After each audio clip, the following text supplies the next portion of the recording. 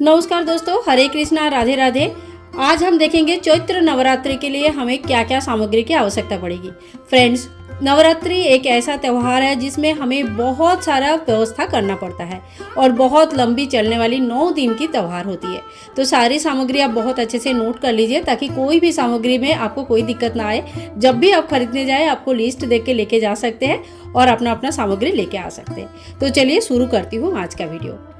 तो देखिए, सबसे पहले हमें चाहिए एक बड़ी सी चौकी, क्योंकि ये बहुत बड़ी पूजा होती है। तो चौकी बड़ी होगी तो आप लोगों को पूजा करने में आसानी होगी।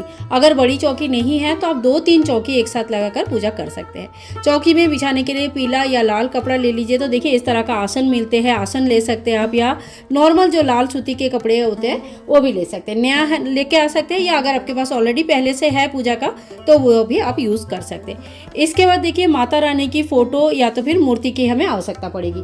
चैत्र नवरात्रि में जो आपके मंदिर में स्थापित फोटो या मूर्ति है उन्हीं की पूजन किया जाता है। साथ ही में देखिए, हम नवरात्रि है, बहुत बड़ी पूजा है, तो हम गणेश जी की स्थापना जरूर करेंगे। तो मंदिर में जो भी गणेश जी की आप पूजा करते हैं उन्हीं की स्थापना आप कर लेंगे। और अगर आपके फोटो में गणेश जी है तो आप वहाँ पे भी पूजा कर सकते हैं। अगर आपके पास गणेश जी नहीं है तो आप सुपारी के रूप में गणेश जी की स्थापना कर सकते हैं। इसके बाद देखिए, नवरात्रि के टाइम पे नवग्रह का पूजन की जाती है। तो मेरे पास इस तरह का चौकी है जिनका मैं नवरात्रि के टाइम पे पूजा करती हूँ। अगर आपके पास इस तरह का चौकी है तो बहुत अच्छा है। अगर नहीं है तो आप चावल के ढेरी के ऊपर एक एक सुपारी रख के नवरात्रि के समय नवग्रह का स्थापना कर सकते हैं। नवग्रह का स्थापना कैसे करेंगे ये पूजा विधि में, सरल पूजा विधि में सब जगह आपको मिल जाएगी। तो वीडियो के साथ जुड़े रहिए, ये सारे इन्फॉर्मेशन आपको आगे आगे मिलती रहेगी। और अगर आपके पास चौकी है तो नवग्रह का पूजा जरूर करना चाहिए।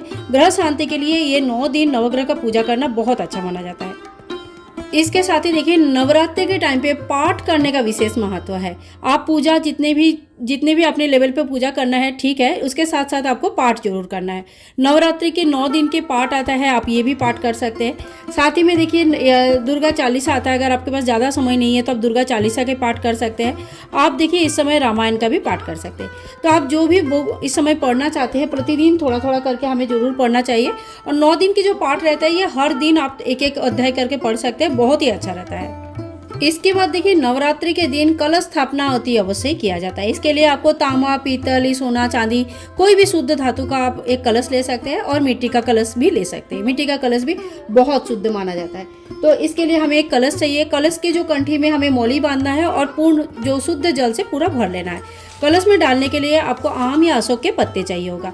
आप 7, 11 या 9 पत्ते ले सकते हैं। और आम के पत्ते ज़्यादा दिन तक सूखते नहीं है, ज़्यादा दिन तक अच्छे रहते हैं, तो आप आम के पत्ते लेने की कोशिश कीजिएगा। अगर नहीं मिलता है तो आप अशोक के पत्ते से भी कलश स्थापना कर सकते हैं। इसके बाद देखिए, कलश के ऊपर रखने के लिए पूर्ण पात्र चाहिए। तो कोई भी एक पात्र में आप चावल भर के ले लीजिए, जो कि कलश के ऊपर रखा जाएगा। पूर्ण पात्र के हिसाब से इसे रखा जाता है। इसके साथ ही देखिए, कलश में डालने के लिए कुछ सामग्री की हमें आवश्यकता पड़ती है। जैसे ये हल्दी के गांठ हो गया, सुपारी हो गई, साथ ही में देखिए लौंग हो गया, 2 इलायची होगी, सॉरी ये इलायची है, 2 लौंग आपको लेनी है। और लौंग इस तरह का फूल वाली लौंग होगा, इसको विशेष ध्यान रखिएगा, फूल वाला लौंग होना चाहिए। इसके साथ ही एक सिक्का आपको जरूर लेनी है। साथ में आप फूल दे सकते हैं। मैं फूल नहीं डालती हूँ क्योंकि 9 दिन बाद वो सड़ जाता है और पानी बहुत ही स्मेल आने लगती है, तो इसीलिए मैं फूल नहीं डालती हूँ। इसके साथ ही देखिए, लक्ष्मी प्राप्ति के लिए आप कमलगट्टा का एक कमलगट्टा और एक कौड़ी, ये दोनों चीज़ें आपका अगर लक्ष्मी प्राप्ति की इच्छा है तो आप अलग से डाल सकते हैं, बहुत ही अच्छा रहता है। ऐसे कोई कंपलसरी नहीं है, आप चाहे तो डाल सकते हैं। तो ये सारा सामान आपको जुगाड़ करना है, व्यवस्था करनी है। ये है कलश स्थापना के लिए अति अवश्य सामान। इसके साथ ही देखिए, कलश के ऊपर रखने के लिए हमें पानी वाला एक नारियल लेनी है। नारियल जब भी आप खरीदेंगे इसको बजा के देख लीजिए, इसमें पानी होना चाहिए। और पानी वाला एक नारियल लेना है। नारियल के ऊपर लपेटने के लिए एक हमें चुनरी चाहिए। आपको अगर चुनरी मिल जाता है तो अच्छा है, अगर चुनरी नहीं है तो आप कलावा भी लपेट सकते हैं। लेकिन एक नारियल और एक कलावा हमें, साथ में एक चुनरी हमें जरूर चाहिए। तो ये हो गया हमारा कलश स्थापना का सामान। इसके बाद देखिए, नित्य पूजा के लिए हमें फूल चाहिए होगी। तो माता रानी के लिए फ्रेश फूल का व्यवस्था कर लीजिए। साथ ही में गणेश जी को चढ़ाने के लिए दुर्वा घास का व्यवस्था जरूर करनी चाहिए। तो यहाँ पे मैंने कुछ फूल ले लिया है। और ये जो फूल है ये आपको डेली, हर दिन जो है ना, शाम के टाइम पे चेंज करना है। हर दिन आपको नया फ्रेश चढ़ाना है। इसके बाद देखिए माता रानी को चढ़ाने के लिए सुहाग की सामग्री हमें जरूर लानी चाहिए। सुहाग की सामग्री से कुछ सामग्री हमें दान करना होता है, कुछ सामग्री खुद यूज कर सकते हैं माता का आशीर्वाद स्वरूप। बहुत लोग जितनी भी सामग्री लाते हैं सारे दान कर देते हैं। तो ये इसमें से सुहाग सामग्री हमें चढ़ानी है और साथ में एक चुनरी आप जरूर लेके आइए। माता रानी को चुनरी चढ़ाना बहुत अच्छा माना जाता है, तो माता रानी के लिए एक चुनरी और सुहाग की सामग्री हमें जरूर लानी है।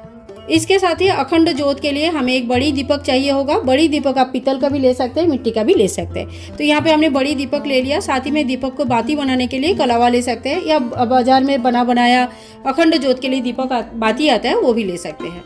साथ ही में देखिए हमें तिल का तेल या घी जिससे भी आप जलाना चाहते हैं वो हमें जरूर चाहिए, और कम से कम 1.5 से 2 लीटर तेल हमें चाहिए होता है। तो उस हिसाब से आप व्यवस्था कर लीजिए।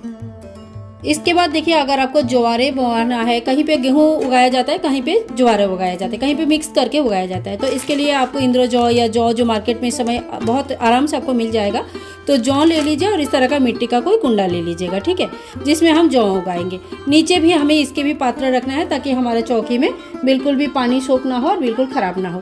तो इस तरह से आपका एक व्यवस्था होना है जिसमें आप जौ उगाएंगे। इसके लिए एक मिट्टी भी हमें चाहिए जो कि कंकड़ पत्थर या कीड़े मकोड़े से एकदम से मुक्त हो, यानी कि एकदम शुद्ध सूखा मिट्टी आप ले लीजिए अच्छे से चाल के, और उसके बाद उस मिट्टी को तैयार करके हम जौ उगाते हैं। इसके बाद देखिए पूजा का कुछ बेसिक सामग्री जो हर पूजा में हमें चाहिए होता है वो सारी चीज़ें हम देख लेते हैं।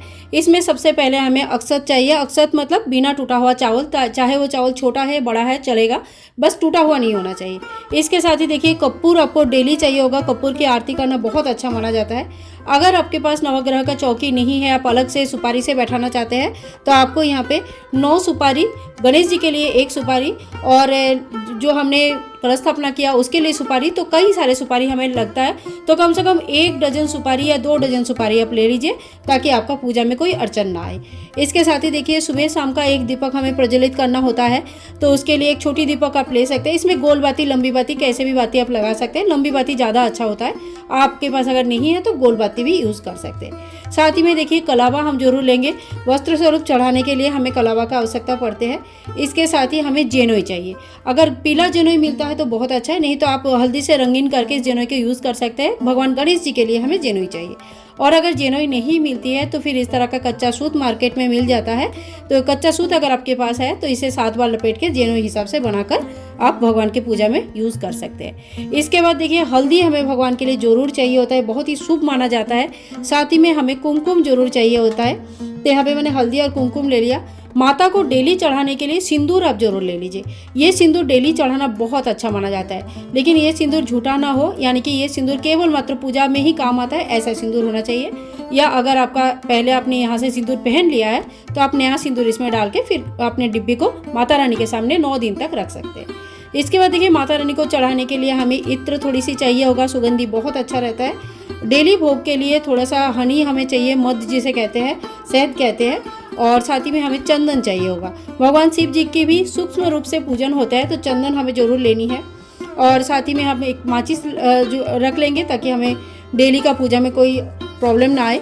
डेली सुबह शाम हमें धूप करना होता है, तो धूप थोड़ी सी बड़ी साइज़ का अच्छे से कोई धूप ले लीजिएगा ताकि डेली आप सुबह शाम धूप करेंगे तो आपका कोई 9 दिन में ज़्यादा दिक्कत ना आए। इसके साथ ही देखिए अगर आप पाठ करना चाहते हैं, पूजा के बाद पाठ होता है, माला जप होता है, तो अगर माला जप करना चाहते हैं तो आप रुद्राक्ष की, चंदन की या स्फटिक की माला ले सकते हैं। इससे जो है ना आप डेली आप माला का पूजन कर सकते हैं। साथ ही में देखिए कुछ दक्षिणा आपको लेनी है, तो कुछ दक्षिणा आप जरूर ले लीजिएगा।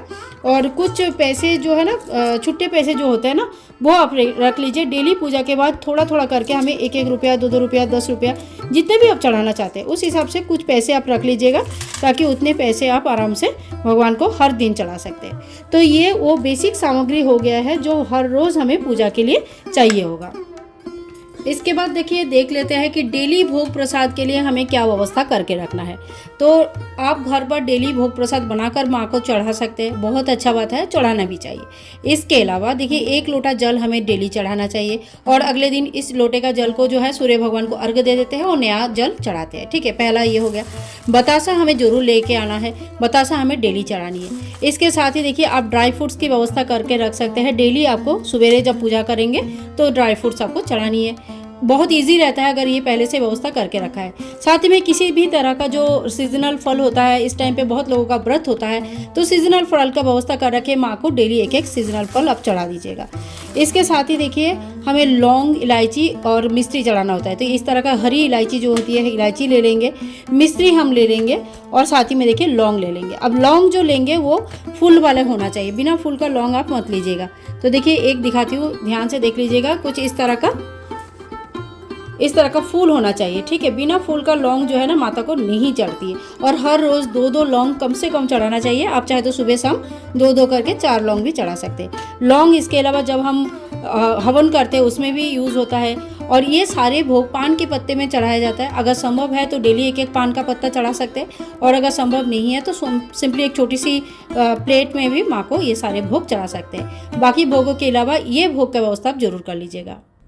इसके बाद देखिए माता का डेली हवन किया जाता है। बहुत लोग डेली हवन करते हैं, बहुत लोग पहले दिन हवन करते हैं या लास्ट दिन अष्टमी के दिन हवन करते हैं। तो आप अगर डेली हवन करते हैं तो उस हिसाब से सामग्री लाइए। अगर आपको एक ही दिन हवन करना है तो उस हिसाब से कर सकते हैं। और बहुत लोग सिंपली एक गाय के गोबर का इस तरह का उपले ले लेते हैं। ये घर पे ही बना हुआ उपले है, तो इसके अच्छी तरह से सुलगा लेते हैं। इसके ऊपर घी डाल के, कपूर डाल के, थोड़ी सी हवन सामग्री डाल के डेली छोटा सा हवन, सूक्ष्म हवन कर लेते हैं। हवन कैसे किया जाता है इसकी वीडियो चैनल पर ऑलरेडी है, फिर से मैं अपलोड करूंगी, नया वीडियो अपलोड करूंगी, जरूर देख लीजिएगा। तो हवन करने के लिए आपको शुद्ध देसी गाय का घी चाहिए।